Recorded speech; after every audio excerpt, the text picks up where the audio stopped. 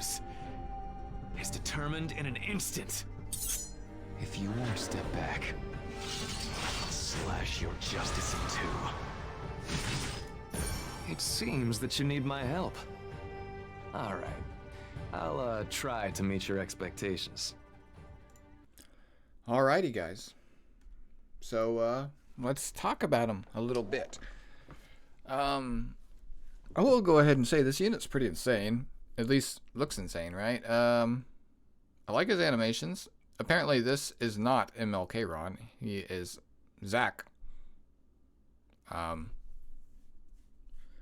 Might be K-Ron, you know, before he became K-Ron, possibly.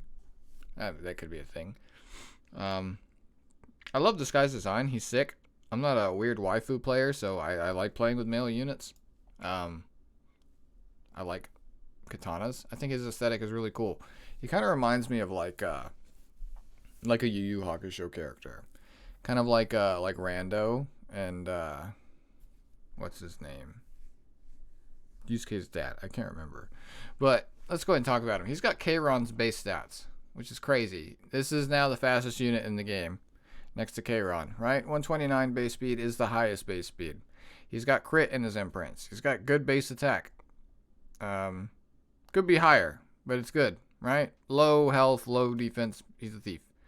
ER imprint release, which is kind of weird, but that's fine. And then attack concentration. Pretty cool. So we have his S2 here, which is just an active ability, non-attack skill. Okay, so keep in mind this can proc Silver Rain, which is an interesting artifact that you might be able to run on him, depending on what you're using him for. Basically, he gives everybody immunity for 2 turns. So he's a really fast immunity buffer. Kind of like, you know, ML Rin, right? And then he gives himself attack buff for 2 turns. And then he gets an extra turn. So that's nice, right? Yeah. And then this skill enhance could be good.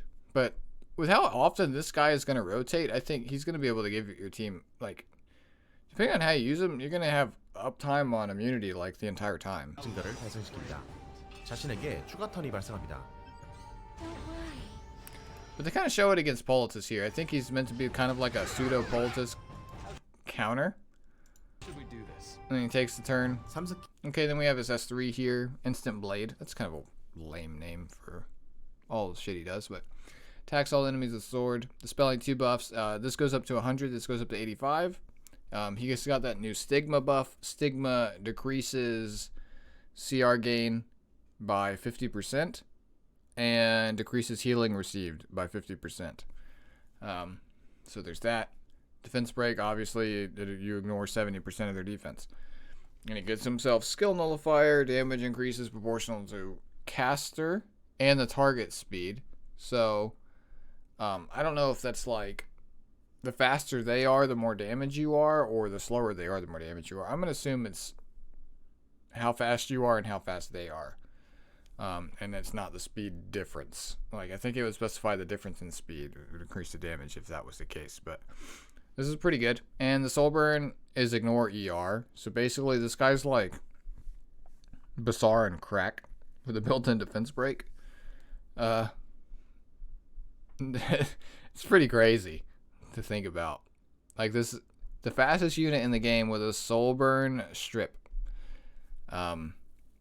This is going to be interesting.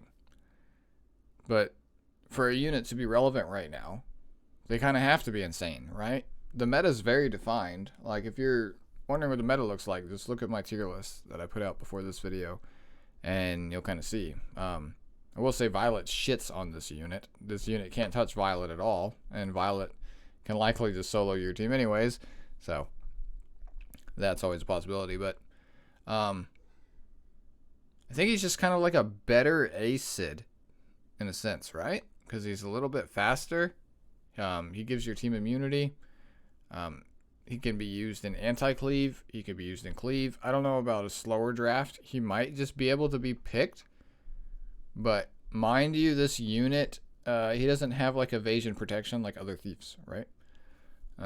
So I don't think you're going to want to draft him in a slower draft. Not necessarily. Maybe in more of an aggro type draft, you can draft him. I think he's going to be very good with ML Charles. And yeah. So going forward here, they show the S3 again, right? The damage 소울 20개 사용 시 효과 looks okay. And then he applies the Stigma. Stigma goes first, so against like AOL, she will cleanse the Stigma first. A Taiwan will cleanse the Stigma. Doctor's Bag will cleanse the Stigma, right? So they're left a defense break. It's pretty good. Pretty good. And then his S1 is just your standard attack with a bunch of built-in extra damage. It's actually 10. Wow, 40% extra damage on his S1. That has built-in defense pin. So his S1's actually going to hit kind of hard too. Let's go ahead and forward to his artifact. Sort of the Winter Shadow. I really like this art. This is sick. This gives him 15% attack. That's not that crazy. His base attack is good, but it's not, like the highest in the game. And then when using non-attack skill, 100% chance to remove 15 souls. I think this is kind of a niche artifact. It's good into like Politis, but Belion's already around. People are even running like Abyssal Politis now, or Ayala Politis to strip more. I don't think the artifact is like. I don't think you go all in for this artifact personally. I don't think it's that great. Could be okay in more of an anti-cleave scenario, but I don't think it's really going to be used outside of that.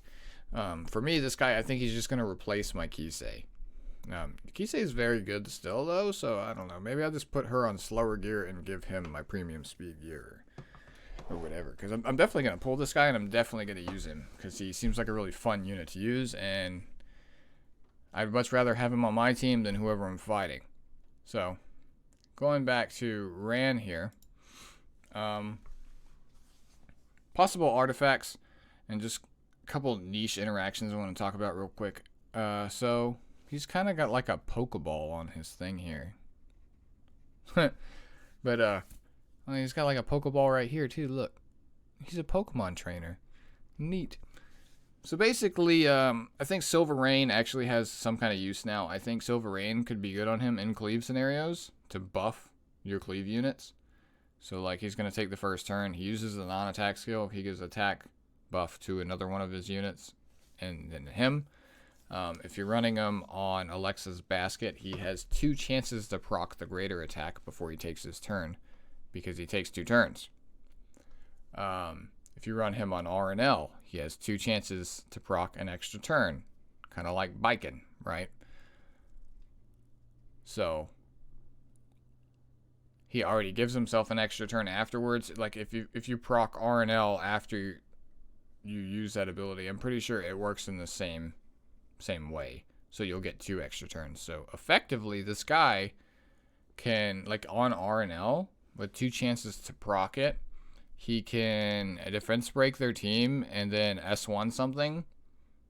And then he has built-in defense pin in his S1. He could eventually, he might just be able to delete a unit by himself on RNL. Yeah, that would be interesting. There's some interesting ways you can do him. I think he's just going to be a fast unit. You don't have to build him 300 speed. You could probably do pretty well with him at different thresholds depending on what you're playing. 250, 260, 270, 300. I can make a 295 one that looks pretty good. Maybe I could show it to you guys real quick. Yeah, it's already up. I just slapped my Kisei's gear on Kayron to see the stats, and this is what it kind of looks like. And mind you, like, I'm this fast, and I have a 13 speed ring, or 12. I actually have a faster ring than this. That will give him more damage. But it sacrifices more crit, so yeah. Quite a bit more damage, a little faster, he loses some crit. So, I think he's going to kind of be built like this. Kind of like take Acid's role. I think he's going to be good. For new players, I don't know. This is like kind of a late game PvP unit. It's going to make RTA pretty interesting. And he's going to come out the same day you watch this video. So do I think you should pull him? He's not limited. His artifact isn't exactly crazy. If you're really competitive in PvP, I'd pull him. I don't think you need cracked speed gear to run him well. I think, like I said, you could build, like, you could get him into like 230. And if you play him into a slow draft and you have a book on your team, he's still going to put in work. So I think if you're serious in the PvP, he might be worth grabbing. If you're a PvE hero, he's not going to help you do Wyvern. He's not going to help you do Abyss. He's not going to help you in like expeditions. Like, this is a PvP unit, hands down. Like, he's a speed contester. One of the, probably the best debuffer in the game now, actually. Like, he's up there with AOL. I don't think he's like as crazy as she is because he needs the soul burn to guarantee, because you're not going to build effectiveness on this guy. You're going to build damage. I mean, you could build him pure effectiveness, but that'd be kind of a waste, right? I just think he's a better Bassar. So that's my thoughts on him. Let me know what you guys think down in the comments. And look forward to my next video, which is probably me trying to pull him. I don't think I'm going to pull multiple copies. His release is effect resistance. With that being nice, I don't think his kit suits a slower playstyle like mine. I'm just going to take him and then put my best speed gear on him, and I'm going to speed contest with him probably. And sometimes I might be able to mow people down. Maybe him into a faster Landy could be pretty good. I think there's a lot of creative ways you can fit this guy in your draft. So if you're in a PvP, I'd pull. If you're not, probably pass. If you don't have Landy, get Landy. Even if you're into PvP, just get Landy. She's insane. Get her before she goes away. This video should be up before the banner's gone. So, yeah. Like, comment, subscribe, all that fun stuff. And I'll catch you guys later. Quick little update before we leave. On RTA side of things, I popped off today. I probably should have recorded some games, but I climbed 100 points. And, like, was, like, demolishing. Like, I got a couple losses in here, right? But I was on, like, a 6-game win streak twice. And, like, I'd really climbed up. And if you're curious how, I'm like, this is like the weirdest match ever. I picked Kawazu for once, but LQC, man, and Rylet and Arabi. And I got tired of people picking toxic units into me, so I picked Fat Cat into somebody, and that was hilarious. But yeah, LQC boys. Oh yeah. I should also mention Aravi, his next Mystic banner. And if you're wondering, I'll do my own video. I'll do another video on this. I'll talk about them both. Okay. Like, comment, subscribe. Later. Peace.